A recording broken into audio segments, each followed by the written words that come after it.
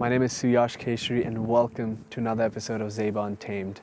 Behind me are two beautiful white rhinos. And these guys have suffered a fate much like other rhinos in this country, in this continent, and back in Asia have suffered. They were poached for those horns.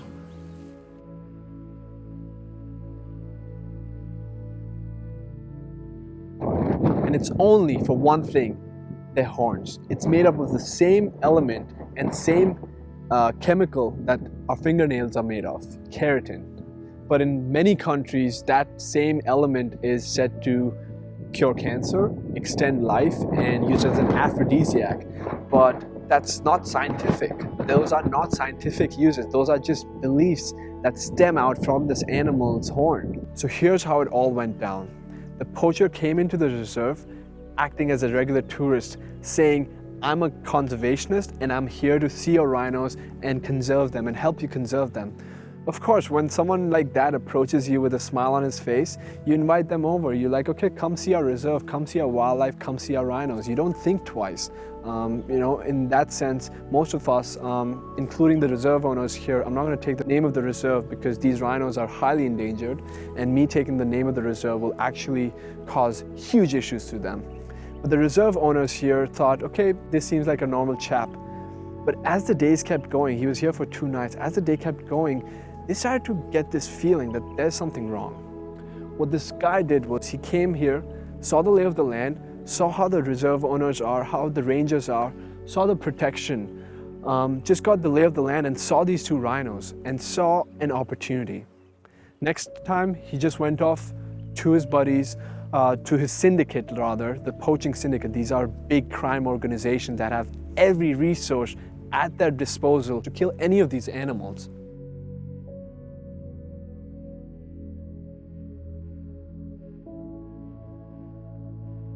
So this guy came back with his poaching syndicate, entered the reserve on foot. He was able to identify where to go, how to go about it without letting the world know. He entered on foot, found these rhinos, and instead of shooting them because that would, cause havoc, everyone would hear the shot and they would know something is wrong.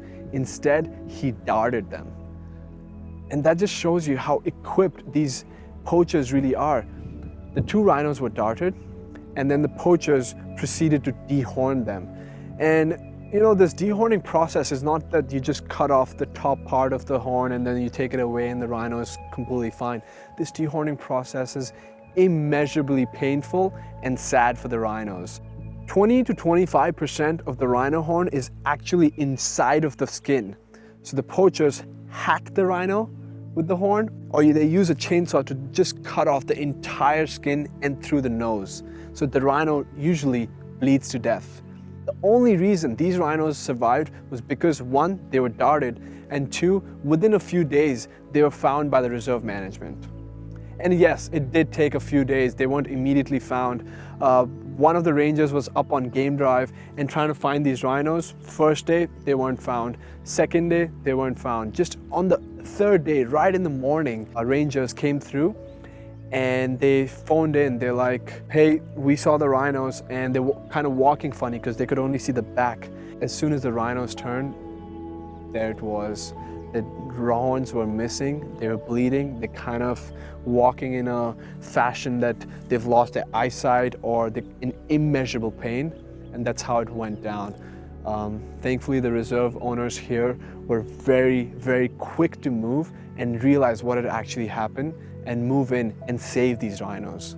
And here we are next to them, and look at their horns. They're completely fine, they look fine, but at the same time, we don't know what exactly they've gone through. We tend to think as humans that animals don't have emotions or not the same emotions as us. Well, maybe they feel emotions bigger than us, or if not similar to us. I'm sure every single animal, every single being on this planet goes through that amount of pain. If it bleeds, it hurts. And these rhinos have bled a lot, have hurt a lot. It is suspected that these rhino poachers, not only do they have big crime syndicates with funding from international parties, but they have deep pockets within the government. It is suspected that this instance of rhino poaching And so many other instances of rhino poaching here in Africa are somehow also connected to the local government officers, if not at the national level. You see, this has so much money involved in it that everyone gets a piece of the pie and makes the pie bigger by being a part of it. So the poaching problem across the world is not just about the species, it's also about corruption, it's also about poverty, about education, about means of subsistence and economic problems in these countries. Now I want to bring your attention to something a little different.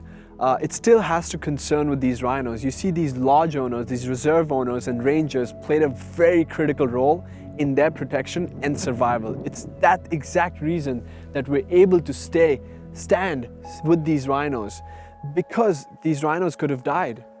And that brings me to the human cost of poaching.